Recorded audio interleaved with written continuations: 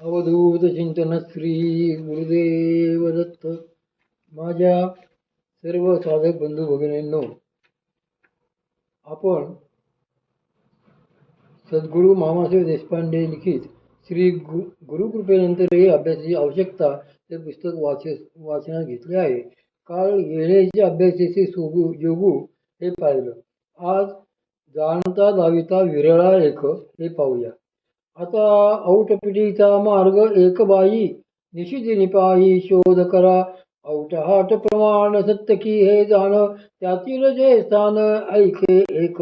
महालिंग स्थान टाळू एके संधी, तेथे एक सिद्धी तेजोमय. मार्ग तेचा परतले दोन्ही भागी, पश्चिमी माई लिंगी मार्ग ऐसा. संत्रावीचे शिखरी मार्ग एक गेला, तो म्या देखिला याच देही. महालिंगी मार्ग अंत नाही ज्याचा, शोध करिता वाचा कुंठितची. ज्ञानदेव म्हणे हा विचार पाहता, जाणता गाविता विरळा एक. या अभंगात सद्गुरू श्री ज्ञानेश्वर महाराज साधकास आलेले अनुभव कशामुळे येतात व कसे येतात याविषयी सांगत आहेत. त्यापैकी अनुभव कशामुळे येतात हे पाहण्याकरता आपणास या अभंगाचा शेवटचा चरण प्रथम पाहावा लागेल. तो असा: ज्ञानदेव म्हणे हा विचार पाहता, जाणता दाविता विरळा एक. जाणता दाविता विरळा एक हे सांगण्याचा हेतू असा की एखादा मनुष्य जाणता असतो परंतु दाविता नसतो. या संबंधात परिसाचे उदाहरण प्रसिद्ध आहे. एका लोखंडाचे 2 तुकडे केले व त्यापैकी एका तुकड्याला परिस्मण्याचा स्पर्श केला तर त्या लोखंडाचे सोने होते.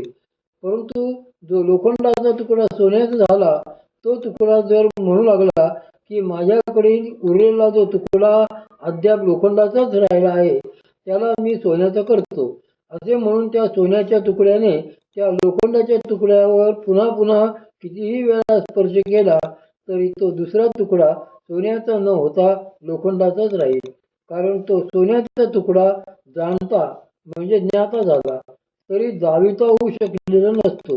याचप्रमाणे पुष्कळ साधकांना श्री गुरुकृपेने त्यांच्यापुरता फायदा प्राप्त होतो परंतु ते दुसऱ्यास मात्र तो फायदा देऊ शकत नाहीत. मग प्रश्न असा की जाणता व दाविता म्हणजे नेमके काय? जाणता व दाविता म्हणजे काय?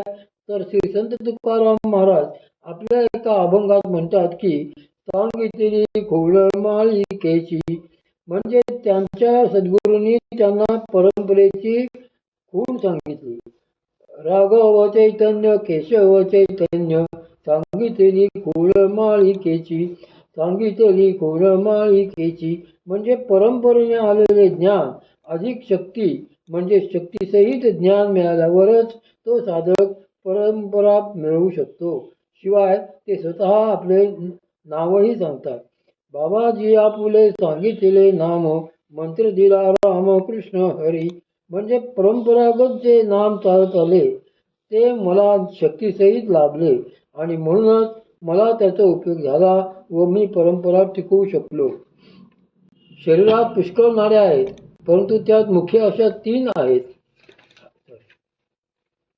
याच अभंगात श्री संत तुकाराम महाराज म्हणतात की मस्तकी तो जाणा ठेविला कर. माझ्या मस्तकावर माझ्या श्री गुरूंनी ज्यावेळी आपला जाणता म्हणजे ज्ञाता शक्तिमान हस्त ठेवला त्याच वेळी मला अनुभव आला. सद्गुरू श्री ज्ञानेश्वर महाराजही म्हणतात की हा पद्मकर माझा पारुखे. पद्मकर म्हणजे शक्तिशाली हस्त, जाणता हस्त. मस्तकावर तो तसा ठेवताच साधक महान अधिकारी होतो. यावरून ज्ञानदेव म्हणे हा विचार पाहता याचा सरळ अर्थ समजून घेतो. म्हणजे जो विचार असतो तो अनुभवता आला तरच तो विचार, नाहीतर ते नुसते शब्दज्ञान, ते उपयोगाचे नाही. विचार पहा म्हणजे अनुभवा. श्री संत तुकाराम महाराज तर स्पष्ट सांगतात की नाश केला शब्दज्ञाने, विषय लोभी म्हणे साधन हे बुडविले. नुसते शब्दज्ञान माणसाला उद्धरू शकत नाही. म्हणूनच ज्ञानदेव म्हणे हा विचार पाहता म्हणजे अनुभवा. तो कसा हे सांगण्याकरताच या अभंगाचा पहिला चरण आहे. आता औटपिटीचा मार्ग एक बाई, निशिदिनी पायी शोध करा. ज्या साधकाला श्री गुरुकृपा होऊन साधना मिळाली आहे व जो नियमित अभ्यास म्हणजे साधना किंवा बैठक करीत आहे त्यालाच उद्देशून श्री ज्ञानेश्वर महाराज आता औटपिठीचा मार्ग एक बाई असे सूचकपणे सांगत आहेत. अकार चरण युगल उकार उदर विशाल मकार महामंडळ मस्तकाकारे या एका ओळीत श्री ज्ञानेश्वर महाराजांनी 3 पीठे म्हणजे स्थाने सांगितली आहेत. अकार नाम ब्रह्मदेव सृष्टी यात मनुष्याच्या कमरेपर्यंतचा भाग समाविष्ट होतो. उकार नाम विष्णू सृष्टी यात भ्रुकुटीपर्यंतचा भाग समाविष्ट होतो आणि मकार नाम शिवसृष्टी यात भुवई ते मस्तकापर्यंतचा म्हणजे टाळूपर्यंतचा भाग येतो.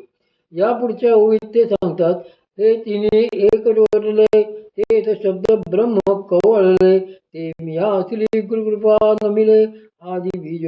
हे तीनही म्हणजे ब्रह्मदेव सृष्टी विष्णू सृष्टी आणि शिवसृष्टी म्हणजे अ उ म असे एकवट होतात. जे अक्षर तयार होतं ते शब्द ब्रह्म, परंतु त्याला नमन घडते ते मात्र श्री गुरुकृपेनेच. असे जे आदिबीज श्री गुरुकृपेने आणि साधनेच्या जोरावर आकलन केले होते ते होत असतानाच पूर्ण 3 पीठांचा अनुभव आल्याबरोबर अर्धमात्रेचा अनुभव येतो. अशा प्रकारे वरील 3 पीठे आणि अभ्यासाच्या वेळी कळून येणारे अर्धे पीठ मिळून ओटपीठे होतात. आता औटपीठाचा मार्ग एक बाई. ही औटपीठे ज्या रस्त्याने जाताना साधकास साधना करताना अनुभवता येतात तो मार्ग म्हणजे सुषुम्ना मार्ग. त्या मार्गाने जातानाच तो अनुभव येतो. म्हणूनच श्री तुकाराम महाराज म्हणतात सापडविले वाटे जाता गंगा स्नाना. म्हणजे सापडून दिलेल्या वाटेने म्हणजे रस्त्याने जातानाच गंगा स्नान घडले. अन्य वेळेस ते घडू शकत नाही. मात्र यासाठी जरी श्रीगुरु भेटले व त्यांनी मार्ग दाखवला तरी साधकाने साधना ही रात्रंदिवस केलीच पाहिजे. निशिदिनी पायी शोध करा. निशिदिनी म्हणजे रात्रंदिवस अभ्यास करा म्हणजे शोध लागेल व पाहता येईल म्हणजेच अनुभवता येईल. आता निशिदिनी म्हणजे रात्रंदिवस अभ्यास कसा करायचा बुवा यासाठी रात्र आणि दिवस या संकल्पनांचा अर्थ पाहायला हवा. रात्र व दिवस यांचा अर्थ सद्गुरू श्री ज्ञानेश्वर महाराजांनी एका ओळीत म्हटले आहे की सहजे ती संधी भेटी देत भ्रुपल्लवा पदे गाठी. शरीरात पुष्कळ नाड्या आहेत परंतु त्यात मुख्य अशा 3 आहेत. त्यापैकी इडा नावाची जी नाडी आहे ती जोपर्यंत चालू आहे तोपर्यंत रात्रच आहे असा रात्र या संकल्पनेचा खरा अर्थ आहे. तसेच जोपर्यंत पिंगला नावाची नाडी चालू आहे तोपर्यंत दिवसच आहे असा तो लक्षार्थ आहे. साधारणतः मनुष्याची एक नाडी पाऊण तास व नंतर दुसरी नाडी पाऊण तास चालून पुन्हा पहिली नाडी सुरू होते. म्हणजेच सामान्य माणसाची रात्र पाऊण तास व दिवस पाऊण तास असे सारखे चालू असते. सूर्यास्तानंतर रात्र व सूर्योदयानंतर दिवस असे समजण्यात येते. याहून अधिक स्पष्ट सांगायचे म्हणजे महात्म्यांच्या दृष्टीने चंद्रनाडी चालू असता रात्र व सूर्यनाडी चालू असता दिवस असे मानण्यात येते. महर्षीची गोष्ट. या संबंधात महर्षी अण्णासाहेब पटवर्धन यांची गोष्ट मोठी उद्बोधक आहे. अण्णासाहेब हे महान धन्वंतरी होते. त्यांच्याकडे रोग्यांची रांगच रांग लागे. एकेकाची रोगचिकित्सा करता करता वेळ कसा निघून जाईल तेच कळत नसते. कधी कधी रात्रीचे 11-12 वाजत. मग एकदम मध्येच ते म्हणत चला सायंसंध्येची वेळ झाली. हे त्यांचे बोलणे सामान्यांना मोठे विचित्र वाटे, थोडेसे गूढही वाटे.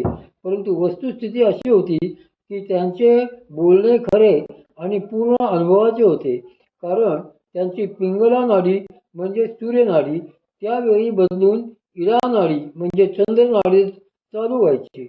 अर्थात सूर्यास्त होऊन चंद्रोदय होण्याची वेळ हीच खरी संधी वेळ. याच वेळी संध्या करायची म्हणजे ते निशी व दिन हे नाडीवरून ओळखून वागायचे. अर्थात असा त्यांना निशी काय व दिन काय याचा साक्षात शोध लागल्यामुळेच ते महर्षी या उच्चपदास प्राप्त झाले. म्हणून श्री ज्ञानेश्वर महाराज असल्या शोध येणाऱ्या भक्तांसंबंधी एक महत्त्वाची ओळी सांगतात की तैसे सर्वेंद्रियांसहित मज माझी सुगुणी चित्त ते जे रात्री दिवस न म्हणत उपासिती. अशी रात्रंदिवस उपासना म्हणजे साधना घडते ती कशी, यासाठी ब्रह्मचैतन्य श्री गोंदवलेकर महाराज यांची एक गोष्ट मनन करण्यासारखी आहे. ब्रह्मचैतन्याची गोष्ट.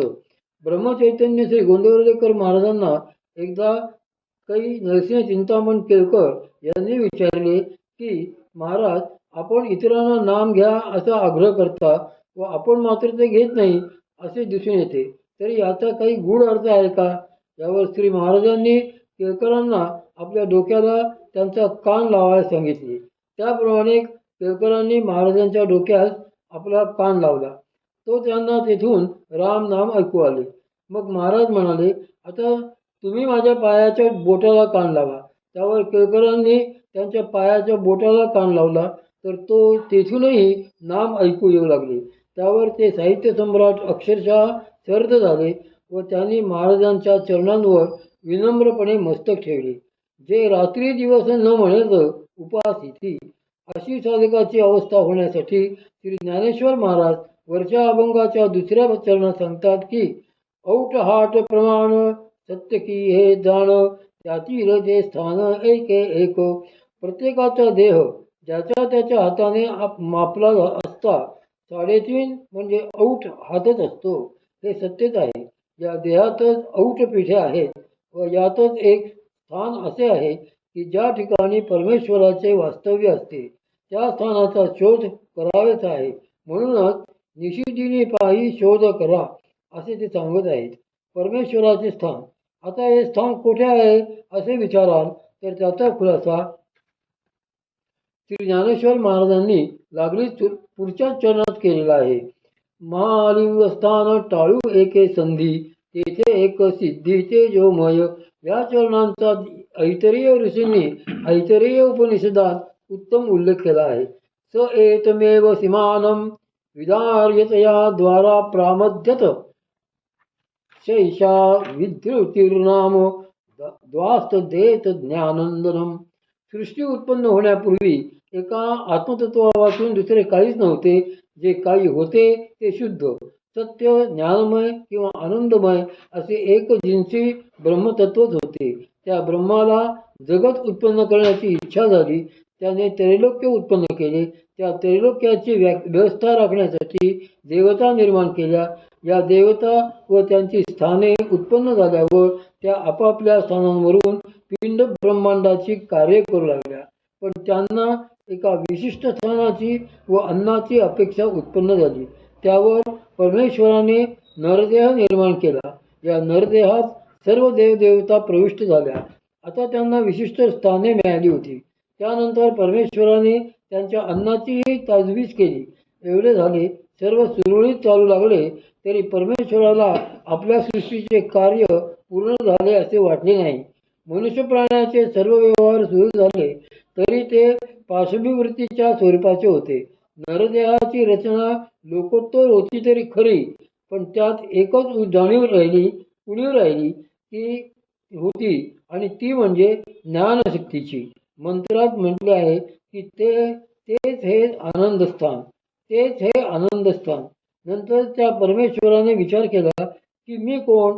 असे जरी वाणीने म्हटले, प्राणाने श्वासोच्छ्वास केला, डोळ्यांनी पाहिले, कानाने ऐकले, त्वचेने स्पर्शिले, मनाने ध्यान केले, अपानाने गिळले, शिश्नाने टाकले, तरी याचा चालक असल्याशिवाय हे कसे होईल, यांना ज्ञान कसे होईल. त्याने विचार केला की कोणत्या द्वाराने प्रवेश करावा. तो परमात्मा ही सीमा केशांचा भाग विदारण करून त्या द्वाराने प्रवेश करता झाला. तेच विद्युती नावाचे द्वार होय. तेच हे आनंद स्थान आहे. सारांश. परमात्मा अंशरूपाने नरदेहाच्या मस्तकाच्या दिव्य भागाचे विदारण करून त्यात प्रविष्ट झाला. मस्तकावर भांगाचे स्थान ठरलेले आहे. ते प्रत्येक मनुष्याच्या डोकीवर असते. हाच मस्तकाचा मध्य होय. ज्ञान याच द्वाराने परमात्म्याने मस्तकात प्रवेश केला. तेच खरे आनंदाचे स्थान. महालिंग स्थान टाळू एके संधी असे जे श्री ज्ञानेश्वर महाराज या अभंगात म्हणतात तेच हे स्थान होय. मानवी शरीरात ईश्वरांश प्रगट झाला आणि मानवी बौद्धिक सामर्थ्य जागृत होऊन तो विकास पावण्यास प्राप्त झाला. या बुद्धीच्या साहाय्यानेच मनुष्य ब्रह्मसाक्षात्कारास समर्थ झाला. हे दिव्य सामर्थ्य मानवी बुद्धीत जिच्यामुळे प्रगट झाले ती तेजोमय सिद्धीच या देहाची खरी स्वामिनी आहे. तिच्या स्थानाकडे आता साधकास जावयाचे आहे. त्या स्थानाकडे जाण्याचा मार्ग आता यापुढील चौथ्या चरणात परमात्म्या परत जाण्याचा मार्गासंबंधी निस्संदिग्ध खुलासा आहे. तो असा: मार्ग तेथ परतले दोन्ही भागी, पश्चिमी महालिंगी मार्ग ऐसा. पूर्व मार्ग व पश्चिम मार्ग असे परमात्म्यापर्यंत जाण्याचे दोन मार्ग असले तरी शेवटी पूर्व मार्ग जेव्हा पश्चिम मार्गात विलीन होईल तेव्हाच परमात्मा पदापर्यंत जाता येते. समजा आपणास पुण्याहून नागपुरात जायचे आहे. प्रथमच आपण मुंबईत जाऊन नागपूर गाडी पकडली तर थेट नागपुरात जाऊ. पुण्याला बसलेला मात्र प्रथमच मुंबई मनमाड गाडी जोडले जाणारे जे डबे लावलेले असतात त्यात जागा मिळाली तर मनमाडास त्याला धावाधाव करावयास न लागता तो बसलेला डबा व्यवस्थितपणे मुंबई नागपूर गाडीत जोडला जातो व त्याला सुरळीतपणे नागपुरात जाता येते. परंतु तशी जागा मिळाली नाही तर मात्र मनमाडला आपल्या डब्यातून उतरून त्यास नागपूर गाडीत धावाधाव करून प्रवेश मिळवावा लागतो. असे त्याने जर केले तरच त्याला नागपुरात जाता येते, अन्यथा नाही. त्याप्रमाणे पूर्व मार्गाने आज्ञाचक्रापर्यंत प्रवास झाल्यावर जर पुढे श्रीगुरुकृपेने पश्चिम मार्गातून प्रवेश मिळाला तरच पुढचा प्रवास सरळ होईल. त्यामुळे श्री संत तुकाराम महाराज म्हणतात की त्रिकुट शिखरी गा दान मिळे आईचे. श्री गुरूंची जेथे भेट होते साधकांचा पूर्वमार्गाचा प्रवास ज्या क्षणाला संपतो म्हणजे मन विलीन होते ते ठिकाण म्हणजेच आज्ञाचक्र.